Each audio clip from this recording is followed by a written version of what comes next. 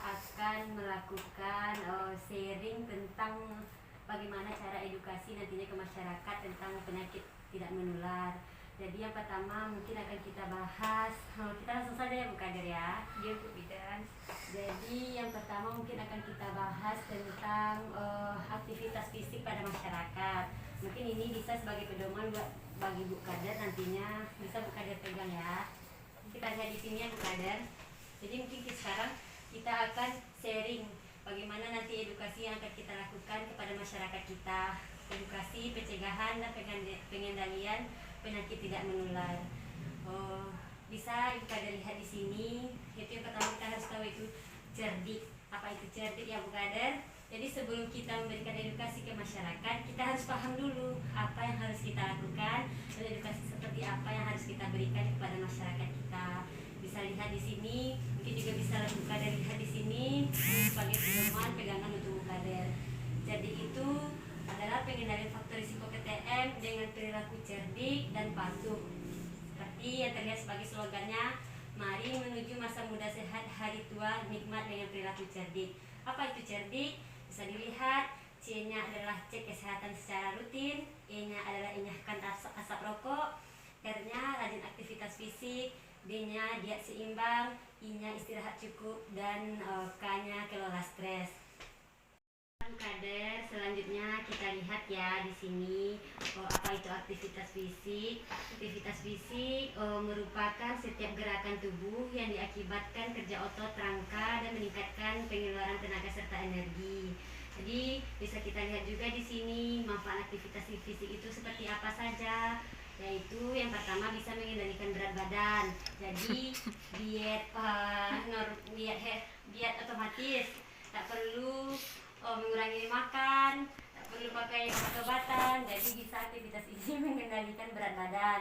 Kemudian yang keduanya bisa dilihat di Bu Kader, aktivitas fisik ini bisa mengendalikan tekanan darah, kemudian bisa menurunkan risiko keropos tulang atau osteoporosis pada wanita. Kemudian yang keempatnya bisa mencegah diabetes mellitus atau kencing manis. Yang kelima bisa mengendalikan kadar kolesterol. Yang keenam bisa meningkatkan daya tahan dan sistem kekebalan tubuh. Kemudian yang ketujuh bisa memperbaiki kelenturan sendi dan kekuatan otot. Kemudian yang kedelapan bisa memperbaiki postur tubuh, dan yang kesembilan bisa mengendalikan stres. Nah, kalau dilihat dari sini, aktivitas fisik sama latihan fisik itu berbeda Ibu Kader. Di sini nanti Ibu Kader bisa bawa pulang, bisa pelajari, dan bisa nanti untuk disosialisasikan ke masyarakat ya.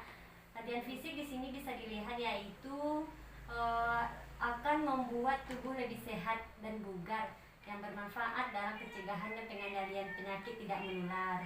Rekomendasi latihan fisik dilakukan dengan intensitas sedang sampai dengan berat, yaitu perkiraannya 30 sampai 60 menit. Frekuensinya bisa 3 sampai 5 kali dalam seminggu. Jadi yang perlu kita ingat Bu Kader ya, sebelum melakukan latihan fisik sebaiknya diawali dengan pemeriksaan kesehatan untuk menjamin keselamatan dan menghindari dampak negatif latihan fisik yang tidak sesuai. Contohnya, sebelum kita olahraga atau sebelum kita senam, kita cek tekanan darah dulu, bisa seperti itu. Jadi di sini untuk latihan fisik dan aktivitas fisik itu juga dibagi dalam 3 Ibu Kader, yaitu yang pertama untuk individu, yang kedua untuk keluarga, dan yang ketiganya untuk posyandu dan komunitas. Untuk pembagiannya nanti bisa Bu Kader pelajari lagi di rumah untuk disosialisasikan ke masyarakat. Sampai di sini ada yang mau Ibu Kader tanyakan? Tidak Bu. Kita lanjut ya. Kemudian bisa dibaca di sini Bu Kader, bisa dilihat lagi hal-hal yang tidak dianjurkan bagi lanjut usia untuk aktivitas fisik. Ini penting sekali kita ketahui ya Bu Kader. Yang pertama, waktu latihan inti lebih dari 60 menit, jadi itu tidak dianjurkan untuk lansia. Kemudian gerakan tubuh yang memantul seperti dihentak-hentakan dan melompat-lompat. Jadi kayak seperti olahraga yang anak-anak zaman sekarang tidak dianjurkan untuk lansia. Kemudian yang ketiga ada latihan beban dengan beban berlebihan seperti mengangkat dumbbell atau yang kayak pembentukan otot untuk laki-laki. Kemudian ada yang keempat, latihan fisik yang mengganggu keseimbangan seperti berdiri di atas satu kaki tanpa berpegangan atau latihan di tempat yang tidak rata dan licin. Jadi ini sangat berisiko sekali untuk lansia. Kemudian yang kelimanya ada gerakan penengadahkan kepala ke belakang dan memutar kepala. Itu nanti bisa memicu terjadinya pusing. Kemudian yang keenam yang tidak dianjurkan untuk lansia itu gerakan membukukan badan ke depan. Jadi itu kan mengganggu keseimbangan. Selanjutnya bisa Bukader lihat di sini. Jadi kan untuk informasi edukasi hari ini kan kita tidak seberapa.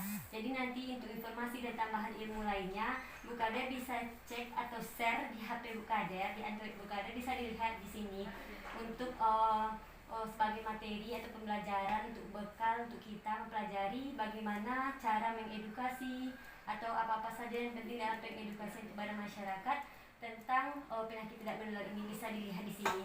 Ada Instagramnya, ada Twitternya, ada Facebooknya, ada websitenya juga. Ya Bukader, bisa dimanfaatkan HP Android Bukader nantinya. Kemudian di sini Bukader yang paling kita harus ketahui sebagai fasilitator itu Bukader, kita harus tahu tips edukasi itu seperti apa. Jadi edukasi ke masyarakat itu seperti apa, edukasi yang baik itu seperti apa. Jadi kita harus ketahui terlebih dahulu itu Bukader. Nanti untuk tips edukasi yang baik ini bisa nanti Bukader pelajari lebih lanjutnya di rumah. Baca-baca lagi, baca website lagi, lihat Instagram atau Facebooknya lagi ya Bukader. Mungkin Bukader untuk sharing edukasi tentang aktivitas fisik bagi masyarakat mungkin sampai di sini.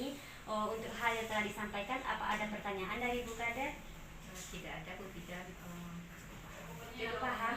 Semoga nanti untuk edukasi selanjutnya kepada masyarakat bisa berjalan dengan lancar ya Bukader. Nanti kalau ada kendala atau apa yang ingin di-sharingkan atau apa yang ingin ditanyakan bisa langsung ke kami ya. Terima kasih Bukader atas kedatangannya.